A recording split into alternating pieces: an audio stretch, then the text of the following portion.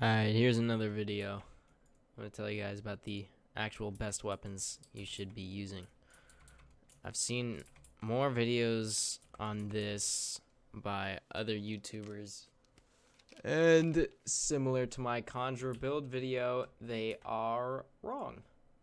So, let's take a look at the weapons we have available.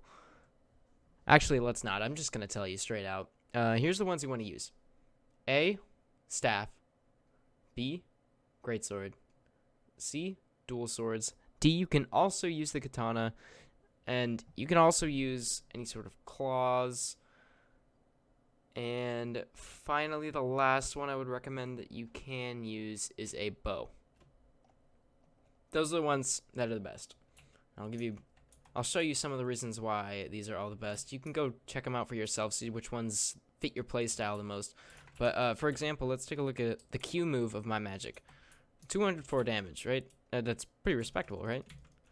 Now let's go check a move from this staff here. 226. That's more than an actual Q from your magic. If you guys didn't know, the Q from your magic actually deals the most damage in your entire magic kit. And this is faster than your Q. So that's why this is good. It also has one of these barrage moves, but the barrages are super funky in this game. They sometimes don't work, and sometimes they don't push you as far as they should. And then there's katanas and the dual swords. They basically have the same move set, but I think dual swords are slightly better.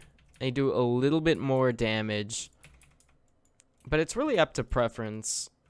Because if you like using the projectile moves of either the dual swords or the katanas, the difference is the dual sword shoots out 2, the katana shoots out 1. The dual swords will do a decent amount more damage than the katana with the ranged move at least.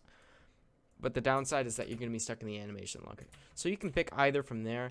In the greatsword, you want to be using this. First of all, massive AoE, destroys shit, bunch of damage. Right? That was like 250. No, it was 220, but because of status effects, it's more. And then you take out this move. 124, it shoots out 3. So 3 times 124. That's a lot. That's like what? 374? Something like that. It's a lot of damage. Now, what you can use is these claws. They're pretty good. I don't have them leveled up. I'm not going to showcase them. You've probably seen them already. They're good. You can use them. As well as the battle axe. You can use this. I originally was using this. Striking Gale is a really good move. But the problem was greatsword is a similar move, which is Mountain Wind. And it is far superior. So I would say you should use the greatsword. But if you really like the big hitbox from the axe, it's definitely an option. So yeah, those are what you should be using. Shields are pretty mid. You should be using them if you're not a weapon build. Bye. Yeah, your ass thought I was fucking done. I wasn't. There's a lot more weapons to use than what I showed you guys earlier. So what I showed you earlier was the best weapons for any sort of hybrid build. Any build that will have less than 130 weapon, or more like 150 to be honest. But if you are pure weapon, here's what you should be using. First of all, the obvious recommendations are the Noble Thunder Spear, Scimitars of Storm, and Stormcaller. These have the highest base damage in the game. These are pretty good skills. These are really good. These are pretty good. Rain of Arrows is good, or Storm of Arrows. The reason you want to use these really is just because they have the highest base damage in the game. This you could use. I would use this actually, the greatsword, just because it has a higher base damage and the greatsword already does so much damage. And this is also an option. It's just the staff, but it's got higher base damage. So you can pick from these if you're a pure weapon build. Noble Thunder Spear, Scimitars of Storm, Stormcaller, Greenwish Cultist Staff, or Vena Greatsword. As well as the Silent Blades, you can use this as well. And I know there's an uncommon katana and an uncommon dagger. You could really use either of those if you wanted. They all have really high base damage. And then, if you're a warlord, I recently got done farming the both of these. So these are actually very unique weapons. You can only use these if you're both strength and weapon. That means you're a warlord class. So if you look at this, it has 2 moves, requires 80 and then 95 in both weapon and strength. The moves on these, I think it's okay. They're not the greatest, but really high base damage. Highest in the game right now. I think it, yeah, the Sunken Sword also has 25. So 25 is the highest base damage in the game. This has it. And the Lion's Halberd, oops.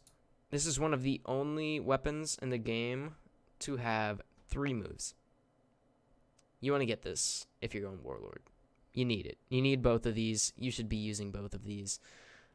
And then as soon as you've got both of these, your third weapon can really be anything from what I've mentioned before. Bye. For real this time. Nah, I fucking lied. There's one other thing. I don't have it.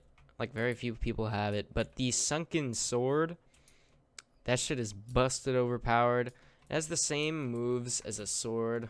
I'll go ahead and, I'll show you that in my inventory in 1 second. Now, take a look at my inventory here. The Cutlass, the Ravenna Sword, and the Old Sword. All of them share the same moves. It's Whirlwind and Tiger Rush. The Sunken Sword has the same moves as these, but I mentioned it earlier. It has 25 base damage, and it applies the Soak status effect, which is really good.